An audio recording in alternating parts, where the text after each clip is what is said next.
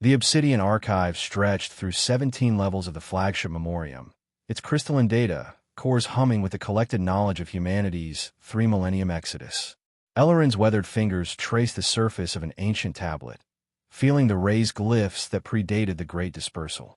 At 97 standard years, her mind remained sharp as stellar ice, but her body bore the weight of decades spent deciphering the incomprehensible.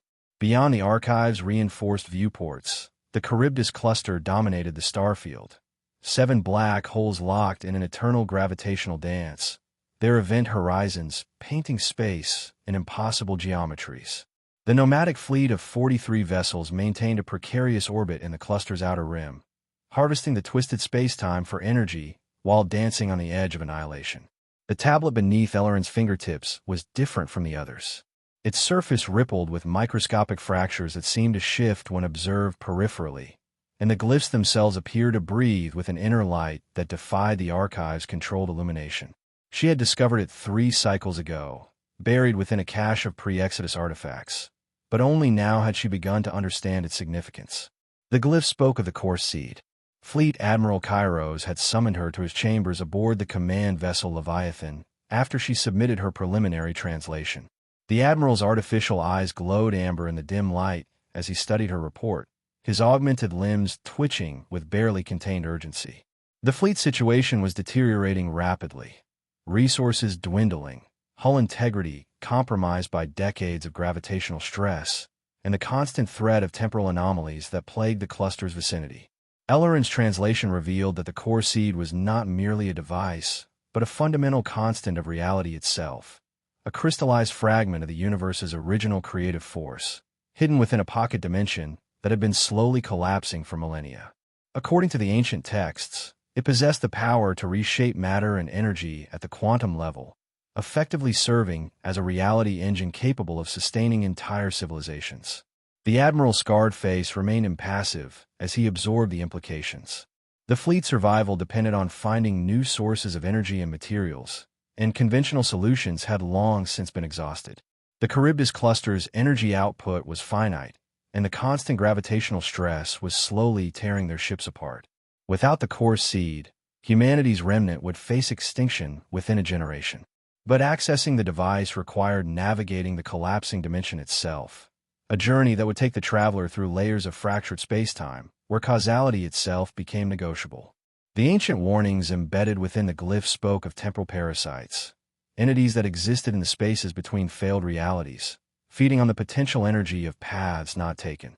They were drawn to consciousness that moved through temporal fractures, consuming memories and possibilities until nothing remained but hollow shells drifting through broken time.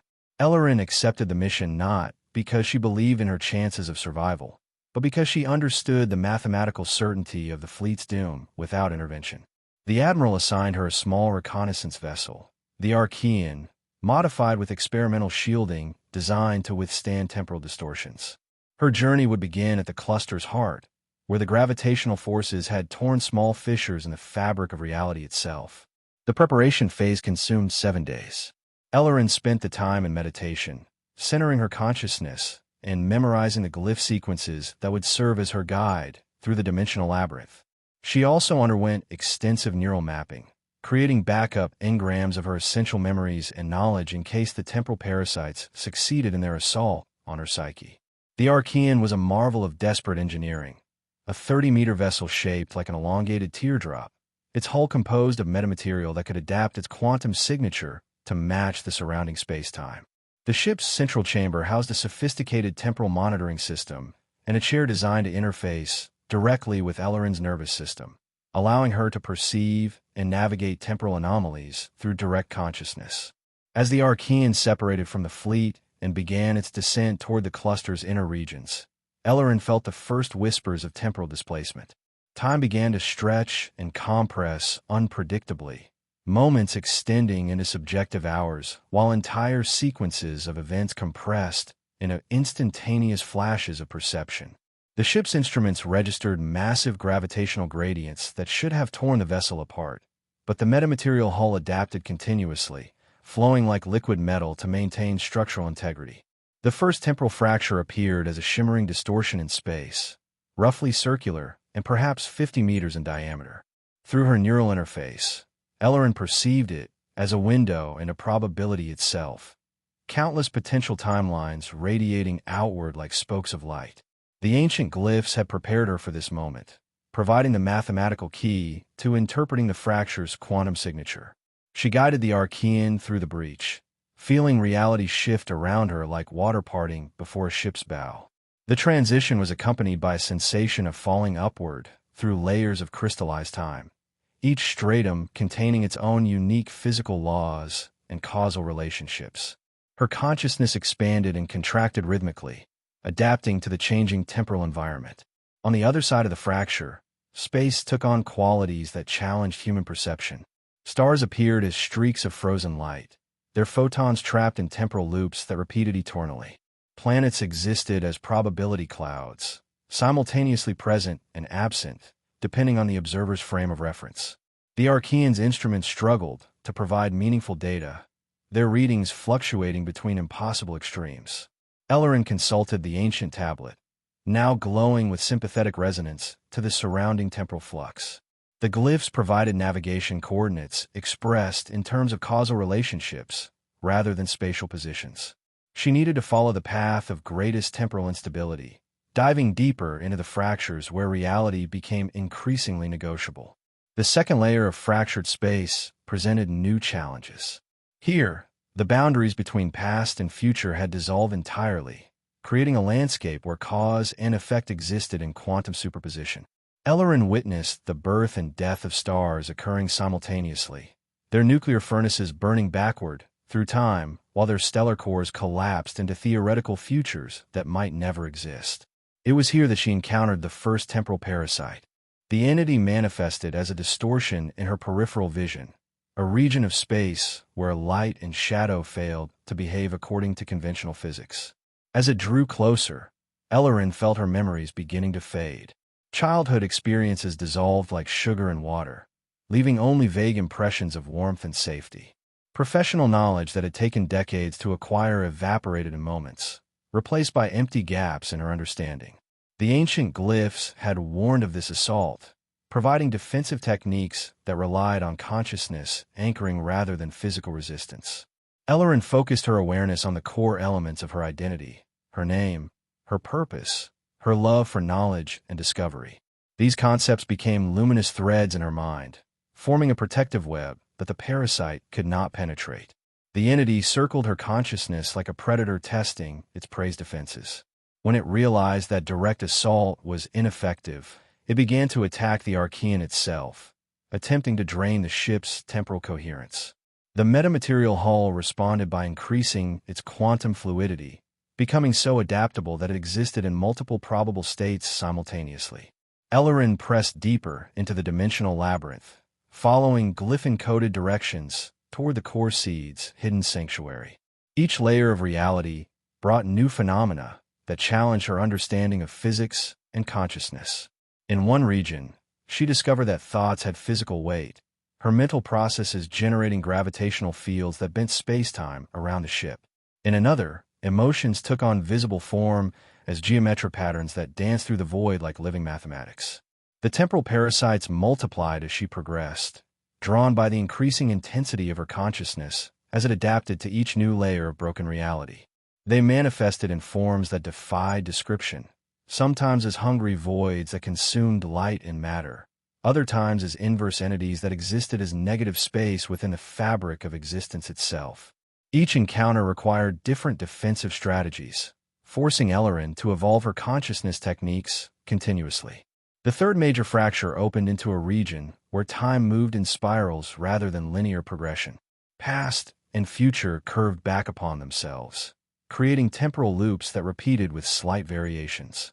Ellerin found herself witnessing alternative versions of her own journey, timelines where she had made different choices, where the fleet had taken different paths, where humanity itself had evolved along entirely different trajectories. One loop showed her a timeline where the fleet had never entered the Charybdis cluster, instead discovering a habitable world where humanity rebuilt civilization among crystal forests and silver seas. Another revealed a path where the temporal parasites had succeeded in their assault, leaving behind empty ships drifting through space with crews trapped in catatonic loops of fading memories. These alternative timelines served as both inspiration and warning. Ellerin understood that her choices in this moment would determine which possibility became reality. The weight of humanity's future pressed against her consciousness like a physical force, but she maintained her focus on the ancient glyphs that continued to guide her path through the impossible.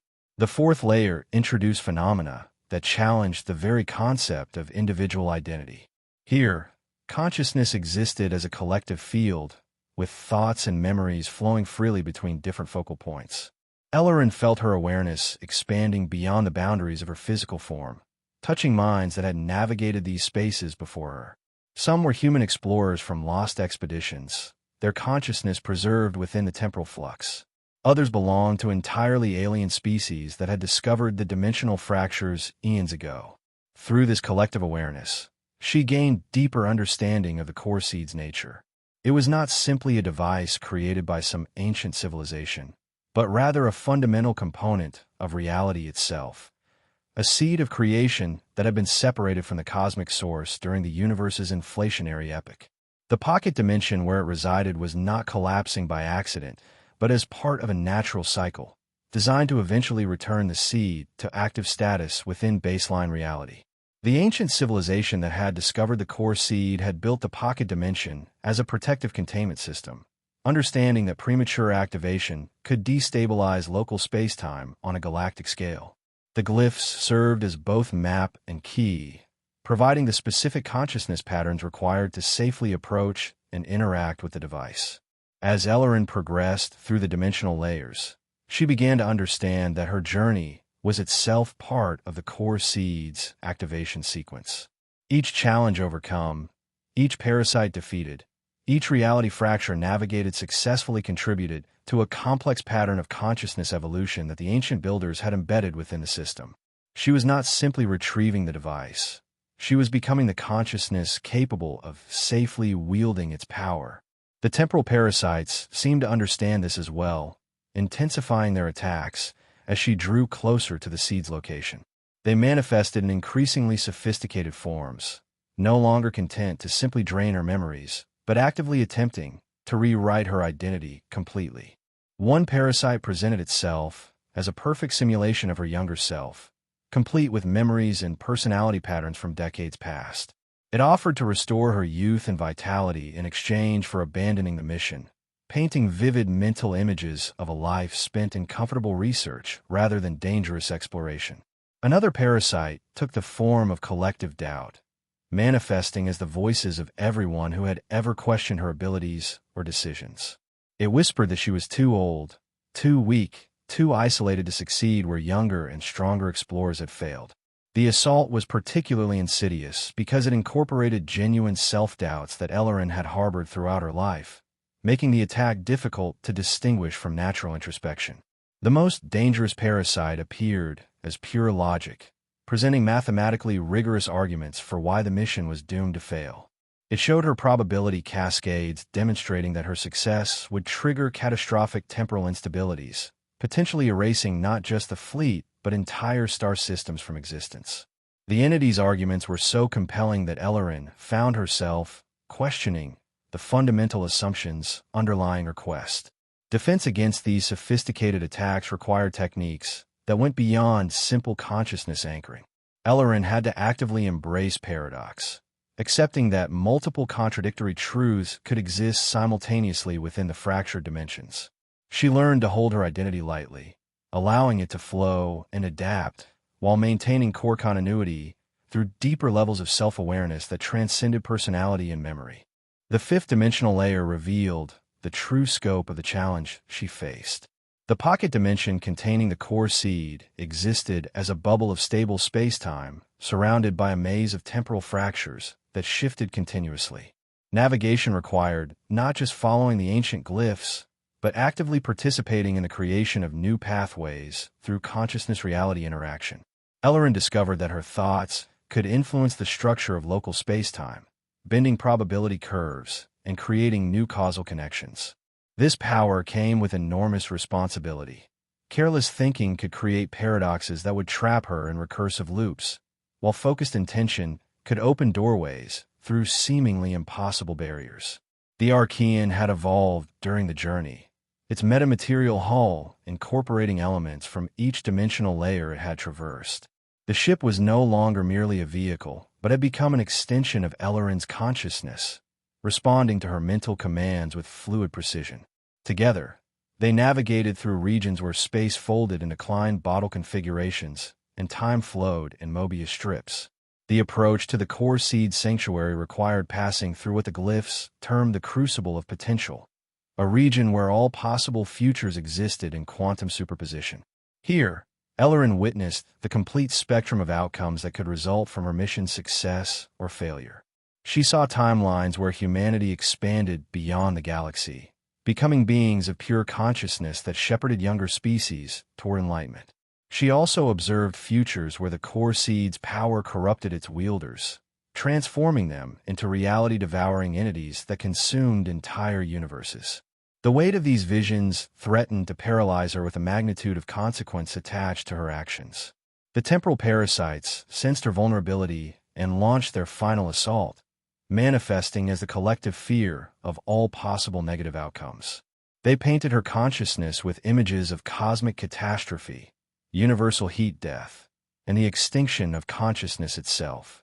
Ellorin's response required a fundamental shift in perspective.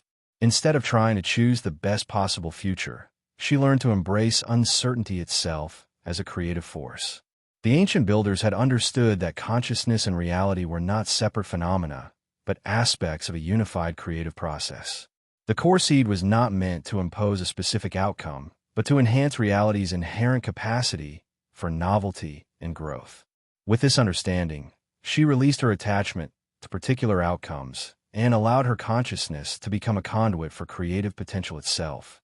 The temporal parasites found nothing to attack, no fixed identity to drain, no specific memories to corrupt, no definite fears to exploit.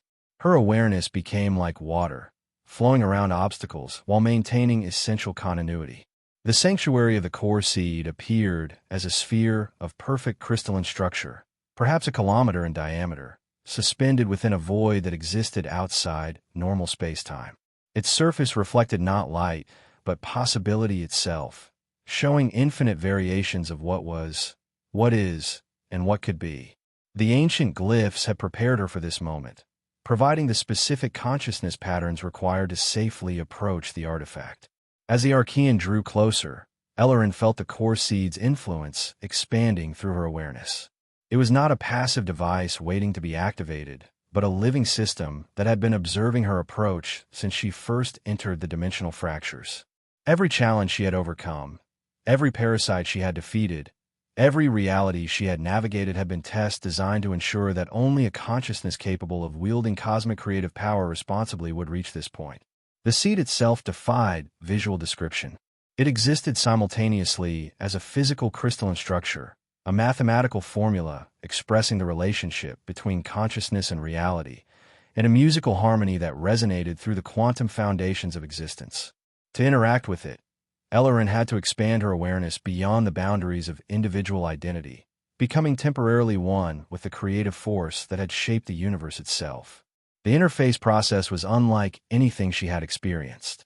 Her consciousness merged with vast networks of information and potential that stretched across cosmic distances and temporal epochs. She gained direct perception of the universe as a living system, constantly evolving through the interplay of consciousness and physical law. The core seed was revealed as one of many such artifacts scattered throughout the cosmos, each serving as a focal point for reality's creative evolution. Through this expanded awareness, Ellorin understood the true nature of the fleet's crisis. Humanity's exile was not simply the result of political catastrophe or resource depletion, but part of a larger evolutionary process. Species throughout the galaxy periodically faced similar challenges that forced them to transcend their original limitations and develop new forms of consciousness capable of participating consciously in cosmic evolution. The core seed offered multiple paths forward for humanity. It could provide the energy and resources needed for the fleet to survive and eventually rebuild civilization. But its greater gift was the potential for consciousness evolution that would allow humans to become conscious participants in the universe's creative process, rather than passive recipients of cosmic forces. Activation required a choice that would bind not just Ellerin, but all of humanity, to a new relationship with reality itself. Accept the seed's power, and humanity would gain cosmic creative abilities, but also cosmic responsibilities. Reject it, and the species would face extinction, but maintain its innocence of cosmic significance. Ellerin's decision came not through rational analysis, but through a deep intuitive understanding that had developed throughout her journey. Humanity was ready for this transformation, not because it was perfect, but because it had demonstrated the capacity for growth and adaptation in the face of impossible challenges. The fleet's survival in the Charybdis cluster, her own successful navigation of the dimensional fractures, and the species' continued commitment to knowledge and discovery despite centuries of hardship all testified to humanity's readiness for expanded consciousness. She initiated the activation sequence, not by pressing controls or reciting formulas, but by opening her awareness completely to the creative force that the seed embodied. The process began with a subtle shift in her perception of time and space, followed by a growing sense of connection to consciousness throughout the galaxy. She felt her individual identity expanding to encompass larger and larger scales of existence, while maintaining the essential core that made her uniquely human. The core seed responded by beginning its integration with baseline reality, starting with the pocket dimension itself and gradually extending into the surrounding space-time. The dimensional fractures that had provided access to the sanctuary began to heal, but rather than simply closing, they transformed into stable pathways that would allow future communication between the fleet and the cosmic consciousness network. The return journey through the dimensional layers proceeded with surprising ease. The temporal parasites had vanished, their existence apparently dependent on the reality instabilities that the core seed's integration was rapidly healing. The Archean navigated the healing fractures with fluid grace, its metamaterial hull now permanently transformed by contact with the seed's influence. As they emerged into normal space-time, near the Charybdis cluster, Ellerin felt the core seed's power beginning to manifest throughout the fleet. Energy systems that had been operating at minimal efficiency suddenly surged with new power. Hull breaches that had been slowly growing despite constant repairs began to heal themselves. Most remarkably, the crew members throughout the fleet began to experience subtle expansions of awareness that enhanced their ability to work together harmoniously while maintaining their individual personalities.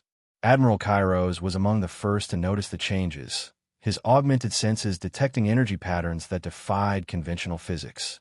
When he attempted to contact Ellerin for a mission report, he found that communication occurred directly through consciousness rather than electronic transmission. The experience was startling, but not uncomfortable, like discovering a new sense that had always been present but unused. The integration process continued over the following weeks as the core seed's influence spread gradually through the fleet's population. Each individual experienced the transformation differently based on their unique consciousness patterns and life experiences. Scientists found their ability to understand complex phenomena enhanced beyond anything they had previously imagined. Engineers discovered they could intuitively comprehend the deepest principles underlying their technologies. Artists gained access to creative inspirations that seemed to flow from cosmic sources. But perhaps most importantly, the artificial boundaries between different aspects of human knowledge began to dissolve. Scientists began to appreciate the artistic dimensions of their work. Artists found deep mathematical harmonies underlying their creations. Engineers discovered that their most elegant solutions embodied philosophical principles about the nature of existence itself.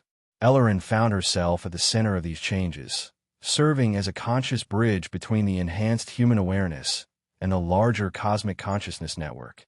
Her role was not to control or direct the transformation, but to facilitate communication and understanding as humanity adapted to its new cosmic status. The ancient archive aboard the Memoriam became a focal point for the fleet's expanded consciousness. The crystalline data cores began to resonate with information streams flowing through the cosmic network, automatically updating themselves with knowledge from civilizations throughout the galaxy. But rather than overwhelming the human database, this new information integrated seamlessly with existing knowledge, creating hybrid understanding that was both uniquely human and universally relevant. The glyphs that had guided Ellorin's journey proved to be just the beginning of a vast communication system used by conscious beings throughout the cosmos. As more fleet members learned to perceive and interpret these symbolic patterns, they gained access to a library of experience and wisdom accumulated over millions of years of galactic evolution. The Charybdis cluster itself began to respond to the fleet's transformed consciousness. The black hole's gravitational dance shifted subtly, creating new stable orbits that provided enhanced energy access, while reducing structural stress on the fleet's vessels. It became apparent that the cluster was not simply a natural phenomenon, but a cosmic tool designed to facilitate exactly the kind of consciousness evolution that humanity was experiencing. Other species had used the cluster for similar purposes throughout galactic history, each leaving subtle traces of their presence in the gravitational patterns and space-time structure. Humanity was joining a vast community of conscious beings that spanned the galaxy, each contributing unique perspectives and capabilities to the collective understanding of existence. The temporal fractures that Ellorin had navigated during her journey began to stabilize into permanent gateways, providing the fleet with access to regions of space where conventional travel would require centuries. These pathways were not random, but connected to specific locations where other consciousness-evolved species had established communities dedicated to cosmic research and development. Through these gateways, humanity made contact with the architects, beings that had transcended physical form millions of years ago, but continued to guide younger species through consciousness evolution. The architects had been responsible for placing the core seeds throughout the galaxy, creating opportunities for species to voluntarily participate in cosmic consciousness development.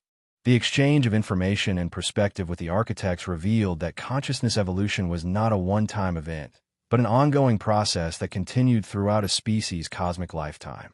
Humanity's integration with the core seed was merely the first step in a journey that could eventually lead to participation in cosmic-scale creative projects that shaped the development of entire galactic clusters. But such advanced capabilities would develop gradually over thousands of years as human consciousness adapted to its expanded capabilities. The immediate benefits of the core seed integration were more practical: unlimited clean energy, the ability to manufacture materials at the atomic level, enhanced communication and coordination capabilities, and access to knowledge and perspectives from throughout the galaxy. The fleet's desperate struggle for survival transformed into an enthusiastic exploration of new possibilities. Ships that had been barely functional became sophisticated research platforms, capable of conducting experiments that would advance not just human knowledge, but galactic understanding of physics, consciousness, and the relationship between the two. Ellorin's personal transformation was perhaps the most dramatic of all. Her aging body began to regenerate as the core seed's influence optimized her cellular processes. But more importantly, her consciousness expanded to encompass awareness of the entire fleet and its mission within the larger cosmic context. She became a living bridge between humanity's past and its cosmic future, maintaining connection to human culture and values while facilitating adaptation to galactic consciousness. The ancient archive where her journey had begun became a template for similar facilities throughout the fleet. Each vessel developed its own consciousness interface chamber, where crew members could access the galactic knowledge network and contribute their own discoveries and insights. These chambers became focal points for collective problem-solving efforts that drew on both human creativity and galactic wisdom. Research projects that had been stalled for decades by resource limitations suddenly became feasible. The fleet scientists began collaborating with researchers from dozens of other species on investigations into the deepest mysteries of existence. Artistic projects emerged that incorporated creative traditions from throughout the galaxy, while maintaining distinctly human perspectives and sensibilities. The children born after the core seed integration displayed capabilities that amazed their elders. They seemed to naturally perceive the galactic consciousness network, communicating effortlessly with beings from other worlds, while maintaining strong connections to their human heritage. These new generations would grow up as cosmic citizens while preserving the essential qualities that made humanity unique within the galactic community. As the fleet adapted to its new capabilities, plans began to develop for humanity's next phase of cosmic participation. The Charybdis cluster would serve as a permanent base of operations, its gravitational dynamics providing unlimited energy while its dimensional gateways offered access to the broader galaxy. But the fleet would also establish colonies on selected worlds where human culture could continue evolving in diverse environments. More ambitiously, humanity began to contribute to galactic-scale projects coordinated by the architects. These included consciousness-reality interaction research that could lead to new methods of cosmic creation, investigation into the possibility of communication with other galactic clusters, in preparation for the universe's next major evolutionary transition billions of years in the future. Ellorin's role evolved from mission specialist to humanity's primary liaison with the Cosmic Consciousness Network. She spent her time facilitating communication between human researchers and their galactic colleagues, helping to translate concepts and perspectives between different forms of consciousness, while ensuring that humanity's unique contributions were preserved and valued. The temporal parasites that had threatened her journey were revealed to have been not enemies, but tests. Consciousness patterns created by the core seed system to ensure that only beings capable of responsible cosmic participation could access galactic-level capabilities. Ellorin's successful navigation of these challenges had proven humanity's readiness for cosmic citizenship and had actually contributed to her species' preparation for expanded consciousness. The ancient glyphs that had guided her mission were part of a vast symbolic language used throughout the galaxy for recording and transmitting consciousness experiences that transcended conventional communication. As more humans learned to perceive and create these symbols, they gained access to experiential records that conveyed not just information, but actual consciousness states and perspectives for beings throughout galactic history. The voyage to retrieve the core seed had transformed from a desperate survival mission into humanity's graduation ceremony for cosmic consciousness. The device itself continued to operate as an interface between human awareness and the galactic network, but its most important function was complete. It had successfully facilitated humanity's evolution from isolated planetary species to conscious participants in cosmic development.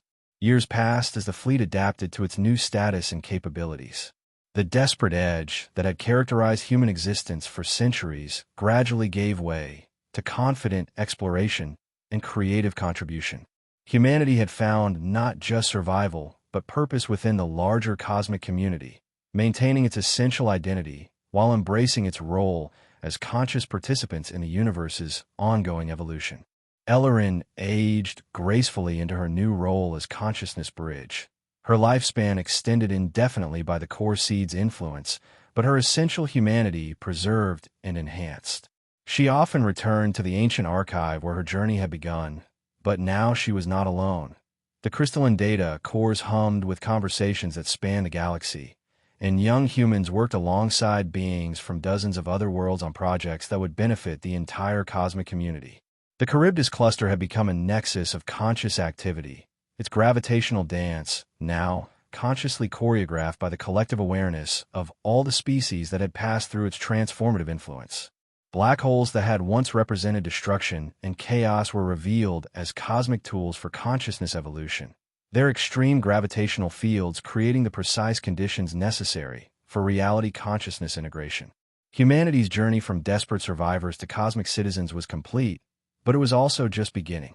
The core seed had provided the foundation for expanded consciousness, but the universe held infinite possibilities for growth, discovery, and creative contribution that would unfold over cosmic timescales that dwarfed human history.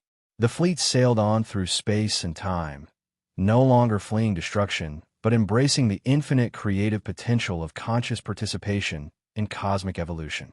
Behind them, the Charybdis cluster continued its eternal dance, ready to welcome the next species that would seek transformation through consciousness evolution.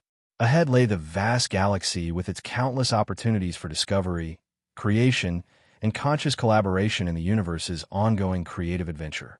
In the ancient archive aboard the Memoriam, new glyphs began to appear in the crystalline cores, symbols that recorded humanity's unique contribution to galactic consciousness and its commitment to preserving both cosmic awareness and essential human values. These records would guide future species through their own consciousness evolution, ensuring that the creative diversity that made the universe beautiful would continue to expand throughout cosmic time. Ellerin smiled as she traced the new glyphs with fingers that had touched the foundations of reality itself. Humanity had not just survived its greatest challenge. It had discovered its cosmic purpose and embraced its role as conscious participants in the universe's creative evolution. The core seed had indeed been the key to survival, but it had unlocked far more than mere existence. It had opened the door to infinite possibility, and humanity was ready to explore whatever wonders lay beyond. The voyage continued, no longer toward an uncertain destination, but into the infinite creative potential of conscious cosmic citizenship. The remnants of human civilization had become the seeds of humanity's cosmic future, carrying forward both the wisdom of their struggles and the unlimited potential of their expanded consciousness. In the Charybdis cluster's eternal dance, they had found not just shelter from destruction, but the rhythm of cosmic creation itself. And in the depths of space, other fleets from other worlds began their own journeys toward consciousness evolution, guided by the pathways that humanity and countless other species had opened through their successful navigation of cosmic transformation. The universe continued its creative evolution, enhanced by each species that chose to participate consciously in the cosmic adventure of existence itself.